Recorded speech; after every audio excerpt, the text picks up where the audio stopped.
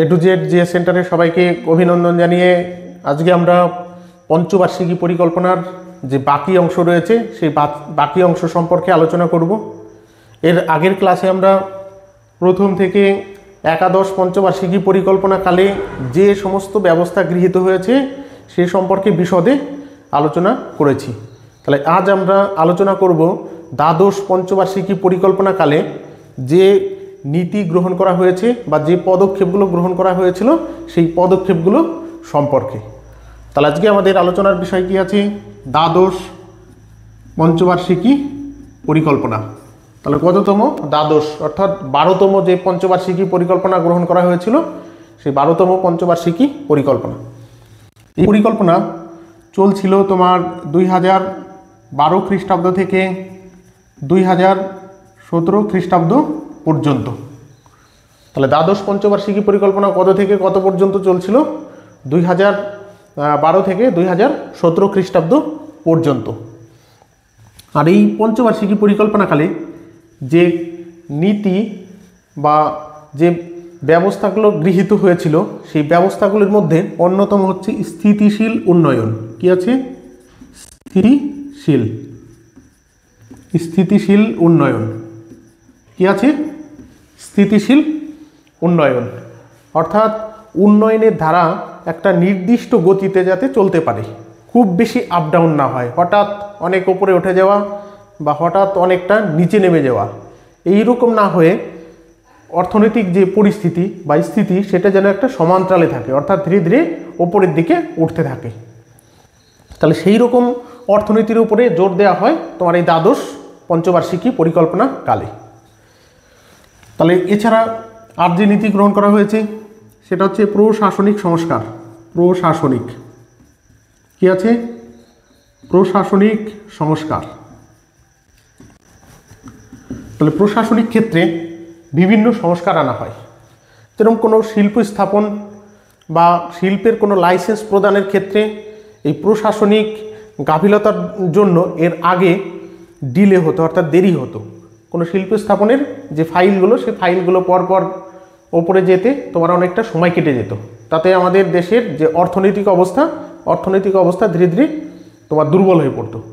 তাই দ্বাদশ পঞ্চবার্ষিকী পরিকল্পনাকালে তোমার এই প্রশাসনিক ব্যবস্থাকে ঢেলে সাজানো হয় যাতে শিল্প বিষয়ক বা অর্থ বিষয়ক কোনো বিষয় দীর্ঘদিন যাতে পড়ে না থাকে এবং সেটা সহজে সেই কাজ সম্পন্ন হয়। এই কারণে তোমার প্রশাসনিক সংস্কারেরও জোর তোমার এই দ্বাদশ পঞ্চবার্ষিকী পরিকল্পনাকালে দেওয়া হয়েছিল। এছাড়া যেটা দেওয়া হয়েছিল সেটা হচ্ছে দুর্নীতি দমন।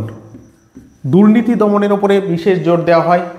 কোনো দেশের উন্নয়ন নির্ভর করে সেই দেশের যে নেতৃত্ব রয়েছে তাদের নীতির উপরে। তারা যদি দুর্নীতিপরায়ণ হয় তাহলে সেই দেশের অর্থনীতি কখনো তোমার এগিয়ে যেতে পারে না।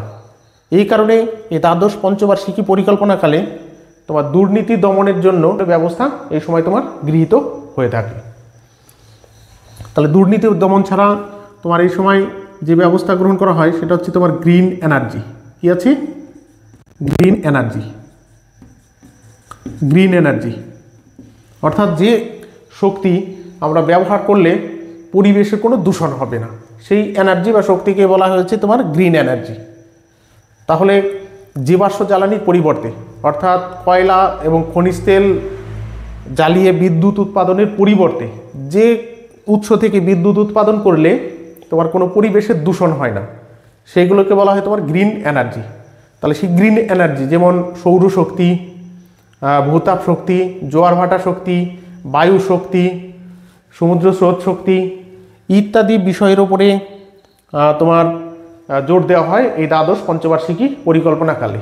বিশেষ করে আমাদের দেশ যেহেতু ক্রান্তীয় উপক্রান্তীয় অঞ্চলে অবস্থান করেছে, তাই আমাদের দেশের তোমার সৌরশক্তি ওপরে বিশেষ জোর দেওয়া হয়, অর্থাৎ সূর্য থেকে যে শক্তি পাওয়া যায় তাতে কোনো পরিবেশ দূষণ হয় না। আর এই শক্তিকে কাজে লাগিয়ে শিল্পের বা বিভিন্ন ক্ষেত্রে ব্যবহারের নির্দেশ তোমার দেওয়া হয় এই দ্বাদশ পঞ্চবার্ষিকী পরিকল্পনা কালে।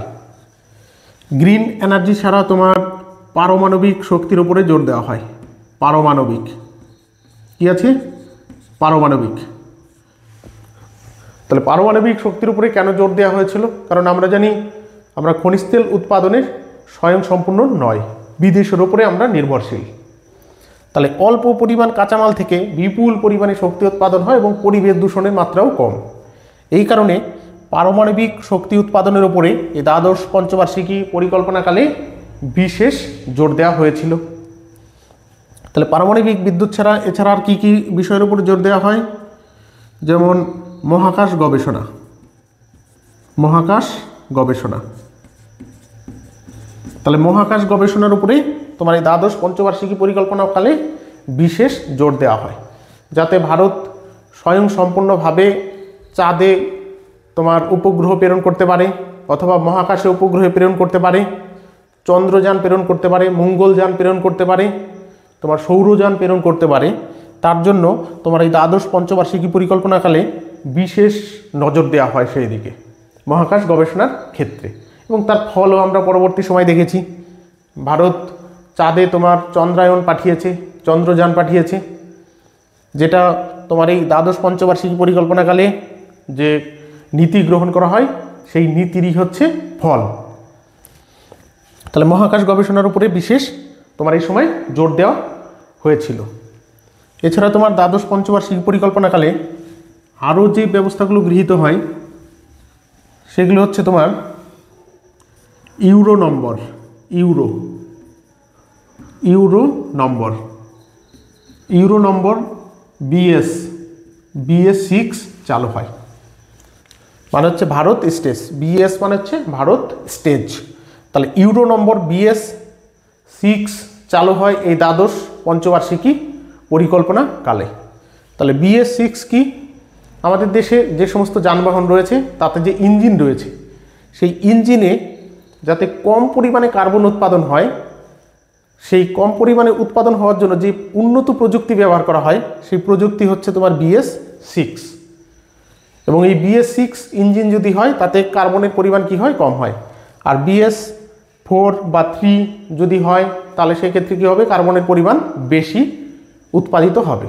তাই কার্বনের পরিমাণ বা পরিবেশ দূষণ যাতে কম হয় সেই কারণে 2012 খ্রিস্টাব্দ থেকে 17 খ্রিস্টাব্দের মধ্যে যে দ্বাদশ পঞ্চবার্ষিকী পরিকল্পনা আসে তাতে তোমার BS 6 যে ইঞ্জিন চালু করা শুরু হয়, অর্থাৎ চালু হয়। তাহলে এটা কততম দ্বাদশ পঞ্চবার্ষিকী পরিকল্পনাকালে এই নীতি গৃহীত হয়। এছাড়া আর কী করা হয়েছিল? তোমার মানুষকে কর্মক্ষেত্রে স্কিল করার জন্য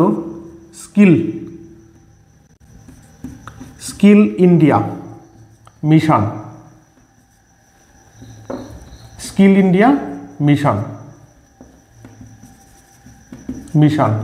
ইন্ডিয়া মিশন নীতি গ্রহণ করা হয়।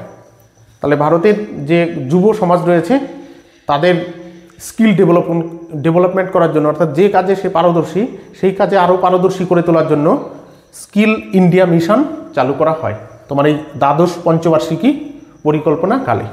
তাহলে এইরকম বিভিন্ন তোমার ব্যবস্থা এই দ্বাদশ পঞ্চবার্ষিকী পরিকল্পনাকালে গৃহীত হয়েছিল। আর এই দ্বাদশ পঞ্চবার্ষিকী পরিকল্পনার কালে পরবর্তী সময়ে আর কোনো পঞ্চবার্ষিকী পরিকল্পনা গৃহীত হয়নি। এর কারণ হচ্ছে এই সময় যে সরকার আসে, অর্থাৎ বিজেপি সরকার আসে, তারা এই পঞ্চবার্ষিকী পরিকল্পনার পরিবর্তে দীর্ঘমেয়াদী পরিকল্পনায় বিশ্বাসী ছিল।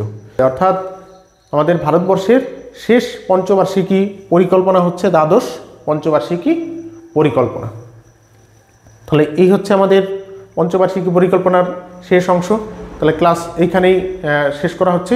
সবাইকে ধন্যবাদ।